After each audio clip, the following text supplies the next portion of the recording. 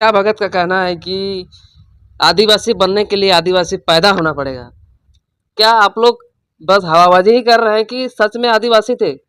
देखिए 65,000 साल पुराना हम लोग का इतिहास है और एक अंडमान निकोबार कौंजे प्रजाति है, उनसे हम लोग का डीएनए मैच करता है। तो अगर असलियत में देखा जाए तो ये जो निशा भगत या जो भी बोल रही है, मतलब ये लोग खुद मतलब आदिवासी में मतलब ये लोग कहीं बाहर से आए हैं। अच्छा, आपका कहना है कि कहीं न कहीं कुर्मी जो है असली आदिवासी, बिल्कुल। जो अभी वर्तमान में आदिवासी है, वो लोग क्या है? वो लोग भी आदिवासी है, लेकिन वो लोग कहीं बाहर से, क्योंकि हमारा समाज कहीं न कहीं बँटा हुआ था। अपने निजी निजी निहित स्वार्थ के लिए कहीं न कहीं मतलब अलग-अलग पार्टी का लोग चापलूसी करते हैं, दलाली करते हैं, जिसके चलते हमारा समाज का ये इतिहास है। यहीं पर आदिवासी समाज का अगर देखा जाए तो निशा भगत देखिए, इतना दिन से ये सभी पार्टी में रह चुकी है, लेकिन उन्हें किसी ने पहचाना नहीं। लेकिन जयराम दा ने पहचान दिलाया। अब हमारे समाज के लिए अगर मतलब आंदोलन चल रहा है, तो उनको अगर सपोर्ट किए जयराम दा, तो उसमें उनको प्रॉब्लम। जोहार, नमस्कार, मैं मुकेश और आप देख रहे हैं न्यूज़ 19। इस वक़्त मेरे साथ कुर्मी नेता वशिष्ठ नारायण महतो जी है। हालाँकि बात करते हैं कुर्मी को जो है एक आदिवासी नेत्री ने जो है खुली चैलेंज दी है। कही है कि कुर्मी आदिवासी को कभी बनने नहीं देंगे, ना कुर्मी कभी आदिवासी था, ना कभी बनेंगे। कुर्मी का क्या इतिहास है? क्या असली में जो है कुर्मी आदिवासी थे पहले? जानते हैं। वशिष्ठ पहले सबसे पहले जोहार रहेगा। जोहार मुकेश भाई, आपके चैनल न्यूज़ 19 के सभी दर्शकों को खतियानी जोहार। क्या बोलना चाहेंगे? एक आदिवासी नेत्री ने कहीं न कहीं कुर्मी समाज को जो है खुली चैलेंज दी है कि कुर्मी आदिवासी कभी बनने नहीं देंगे, ना कभी बनेंगे। ऐसा बयान जो है सोशल मीडिया में ये पता चल रही है। क्या कुछ कहेंगे? बिल्कुल, उनको समझना चाहिए कि वो जब से सूचीबद्ध हुए हैं आदिवासी अनुसूचित जाति में, उसी समय से हम लोग भी सूचीबद्ध हैं। हम लोग यहाँ तक कि हम लोग का इतिहास अगर देखा जाए तो 65,000 साल पुराना हम लोग इतिहास है। हम लोग उसी समय से हमारा अपना संस्कृति, आचार, व्यवहार, परंपरा, हम लोग भाषा लेके चले हैं। लेकिन हम लोग को किसी साजिश के तहत हटाया गया, जिसके चलते लोगों को भ्रम है कि मतलब ये लोग सिर्फ़ आरक्षण के लिए ये लोग इस तरह से मतलब कुर्मी आदिवासी होना चाहता है, जबकि वैसा असलियत में वैसा नहीं है। हम लोग का अपनी पहचान को फिर से वापस पाना चाहते हैं, इसी उसकी लड़ाई है। और आज से ये लड़ाई नहीं चल रही है, ये 40 साल पहले से लड़ाई चल रही है। जब झारखंड मुक्ति मोर्चा का गठन हुआ था, उस समय संविधान में भी इसका उल्लेख था कि नहीं, कुर्मी को आदिवासी बनाया जाएगा। रामदयाल मुंडा उन्होंने भी लिखा था कि मतलब एक एक एक जनजाति जिसका आदिवासी परंपरा से सब कुछ मेल खाता है, लेकिन उन्हें सूची से बाहर रखा गया। तो उनको फिर से सूचीबद्ध करने की बात पहले से ही कही गई है, लेकिन अभी झारखंड सरकार भी अपना रवैया कुछ मतलब कुर्मी विरोधी वाला ही मानसिकता दिखता है। और अब यहाँ तक कि अब देखा जाए तो यहाँ विनोद बिहारी महतो का जब सवाल आया कि उनके मूर्ति रांची में लगाई जाए, तो फिर उन्हें 2 इंच ज़मीन भी नसीब नहीं हो रही है। तो इस तरह का हमारे जाति के साथ, हमारे जनजाति के साथ इस तरह खिलवाड़ हो रहा है। तो इसी के लिए मतलब थोड़ी मतलब हम लोग समाज सभी कोई जंतर मंतर में भी पहुँचे हुए हैं, और आगामी दिनों में रेल टेका का भी आयोजन होगा 20 सितंबर से। अच्छा, निशा भगत का कहना है कि आदिवासी बनने के लिए आदिवासी पैदा होना पड़ेगा।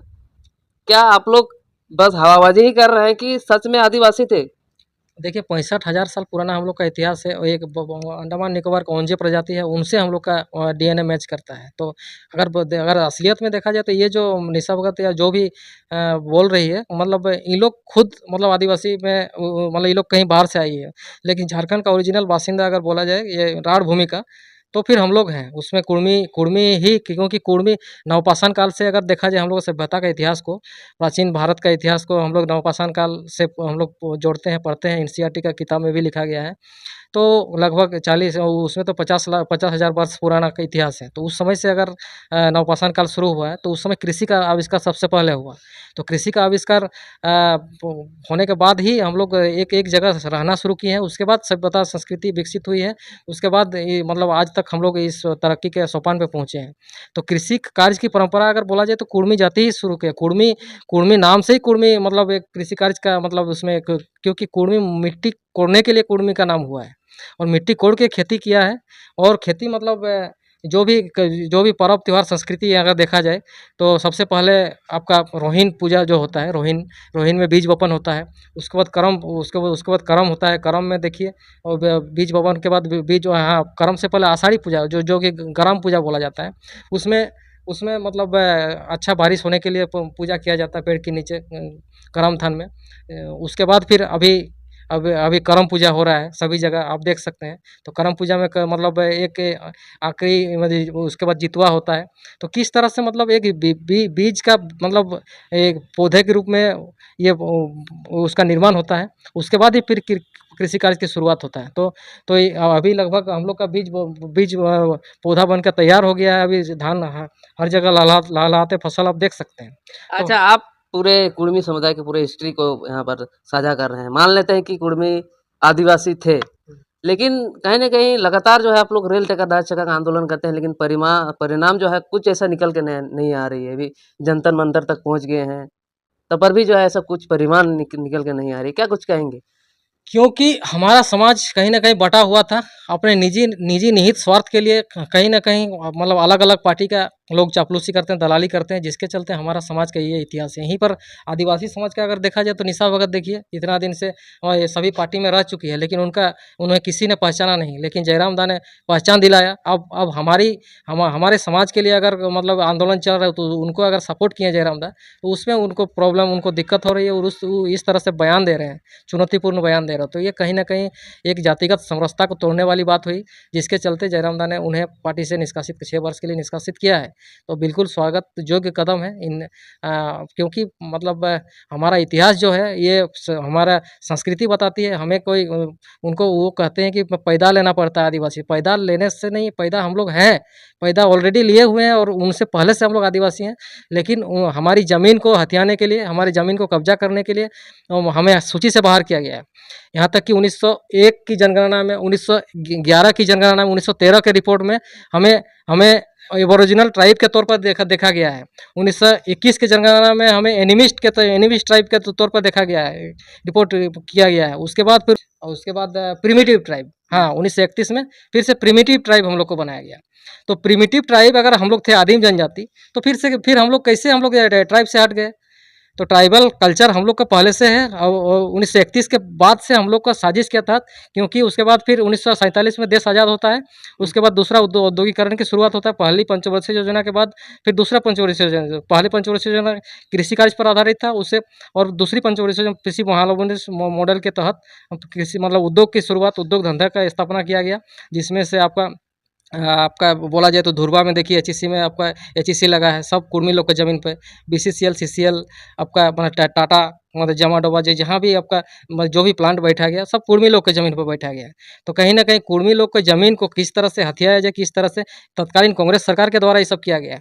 यहाँ तक कि चांडिल डैम जो विस्थापित यहाँ भी आप देख सकते हैं, 84 मौजा की बात की जाती है, उसमें से 80 मौजा कुर्मी लोग का मौजा है, कुर्मी लोग की ज़मीन है 80 मौजा पर जो विस्थापित हुए हैं। उसमें से 116 गाँव की बात की जाए, उसमें 100 गाँव कुर्मी लोग का, लेकिन कुर्मी लोग को यहाँ पर ज़मीन नसीब नहीं हुआ है।